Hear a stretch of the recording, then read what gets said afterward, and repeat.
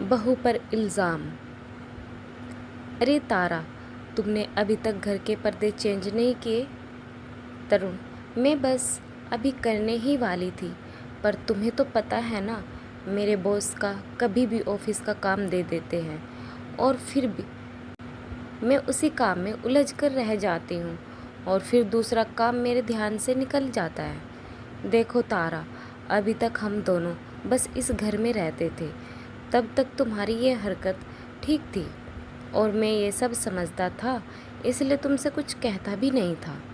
पर अब तुम्हें भी ये बात पता है कि अब हमारे साथ मेरी माँ भी रहने आ रही है, तो मुझे एक भी शिकायत नहीं चाहिए तुम्हारे काम में।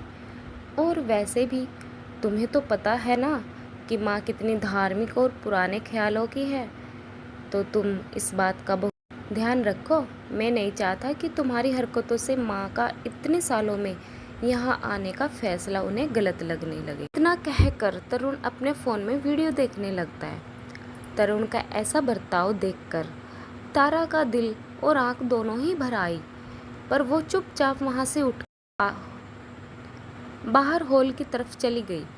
दिन भर ऑफिस का काम और रात भर घर के काम से अब तारा की कमर और सिर दोनों में दर्द होने लगा, इसलिए वही हॉल में सोफे पर लेटकर थोड़ा आराम करने लगी। लेटे ही लेटे अचानक ही तारा के मन में कई सवाल उठने लगे कि क्या शादी के बाद सब कुछ बदल जाता है? वो शख्स भी जो शादी के पहले तक आपको पागलों की तरह चाहता था और आपके लिए अपने घर परिवार सबसे लड़ने के लिए तैयार रहता था, वही शादी होने के 3 साल बाद ही आपको ढंग से देखकर बात भी नहीं करता। क्या प्यार बस शादी के पहले तक ही महसूस होता है? शादी के बाद क्या प्यार कहीं खो जाता है? ये वही तरुण है जिसने हमारी शादी के पहले अपनी माँ से मेरे लिए कितनी ही बार झगड़ा किया था, और आज ये वही तरुण है जो मुझे अपनी माँ के लिए मुझे 4 बातें सुना रहा है। आखिर क्या सिर्फ एक औरत की जिम्मेदारी है घर परिवार रिश्ते नाते संभालने की? क्या सिर्फ औरत के हिस्से घर की सारी जिम्मेदारी आती है? क्या सिर्फ पति पैसे कमाने के लिए ही होता है?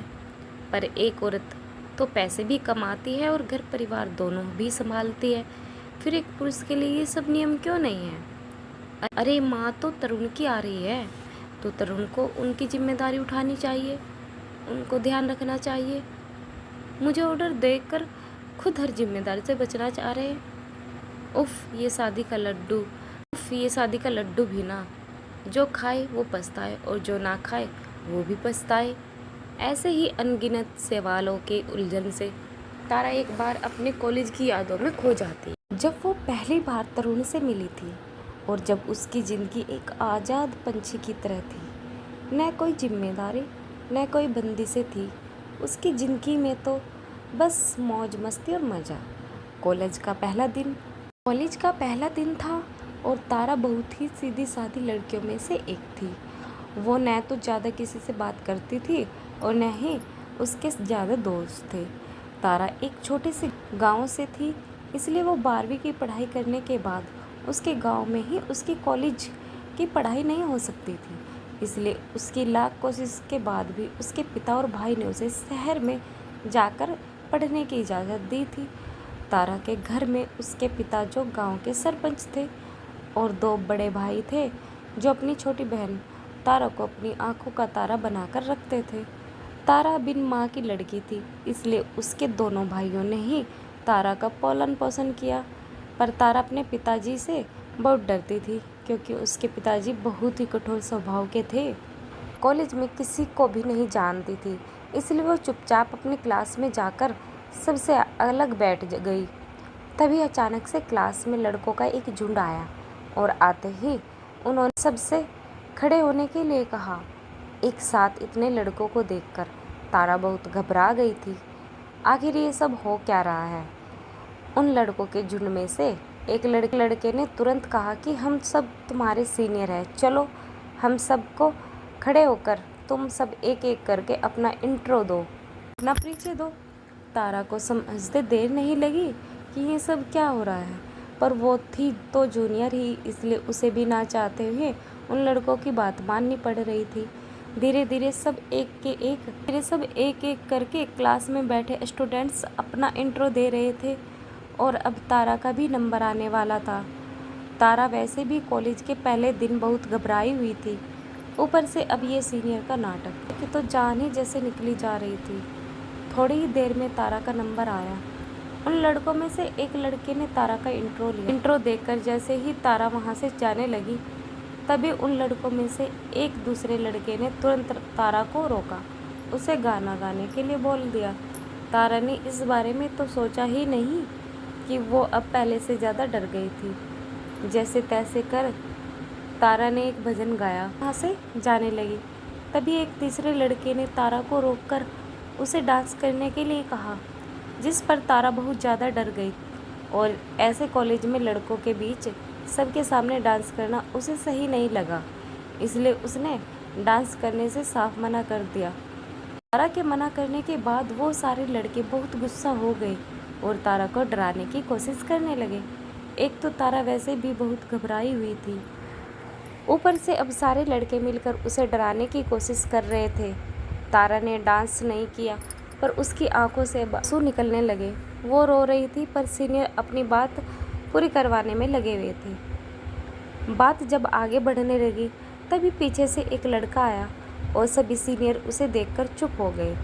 उस लड़के ने पूछा कि क्या हो रहा है और ये लड़की क्यों रो रही है। तब उन सभी लड़कों ने बात छिपाने की कोशिश की। जब उस लड़के ने तारा से पूछा तो तारा ने सब सच बता दिया। उसके बाद उस लड़के ने उन सभी लड़कों की अच्छे से क्लास ली और डांटते हुए कहा कि तुम लोगों को शर्म नहीं आती अपने सीनियर होने का रोब एक लड़की पर दिखाते हुए, और अगर इतनी ही हिम्मत है तो एक लड़के के साथ यही हरकत करके दिखाओ, फिर वो लड़का तुम्हें अच्छे से डांस करके बता देगा। और इतना ही नहीं, इतना ही तुम्हें डांस करने का शौक़ है तो मैं डांस करवाऊँ तुम लोगों से तुम्हारे ही जूनियर के सामने। और ये मत भूलो कि तुम सबके घर में कल को अगर तुम्हारी बहन कॉलेज जाए और कोई लड़का तुम्हारी बहन के साथ ऐसा करे, तब तुम लोग क्या करोगे? उस लड़के को मारने जाओगे ना, हाथ पैर तो तोड़ ही दोगे ना। तो फिर तुम लोग भी रेडी हो जाओ, क्योंकि इसका भी तो भाई होगा ना। जब ये आज घर जाकर तुम लोगों को की हरकत के बारे में अपने भाई या पिताजी को बताएगी, तब कल तुम अपने पैरों से चलने लायक नहीं रहोगे। आज समझ में आई मेरी बात या अभी और समझाओ? इतना सुनकर वो सभी लड़के तारा से माफ़ी मांगने लगे और उल्टे पाँव वहाँ से भाग गए। तारा ये सब देखकर बहुत हैरान रह गई कि जिस कॉलेज में ऐसे बदतमीज लड़के हैं, वहाँ ऐसा समझदार लड़का भी हो सकता है क्या? उस लड़के ने कहा कि तुम ठीक हो? तारा ने हाँ में सर हिला दिया। तभी तारा ने उस लड़के से पूछा कि वैसे ये लड़के इतनी जल्दी अपनी गलती मानने नहीं वाले थे, फिर ये लोग आपकी बात कैसे मान गए? तब उस लड़के ने कहा, वो इसलिए क्योंकि मैं भी इनका सीनियर हूँ और तुम्हारा सुपर सीनियर। इतना कहकर वो लड़का वहाँ से जाने ही वाला था कि तभी तारा ने उसे रोककर कहा कि आपका नाम क्या है? उससे उसका नाम पूछा तो उस लड़के ने स्माइल करते हुए कहा कि तरुण शर्मा, और फिर वो वहाँ से चला गया और तारा अपने चेहरे पर आई स्माइल के साथ उसे जाता हुआ देखती रही। इसका सेकंड पार्ट देखने के लिए चैनल को सब्सक्राइब करें और कमेंट सेक्शन में ज़रूर बताएं कि आप इसका सेकंड पार्ट देखना चाहते हैं।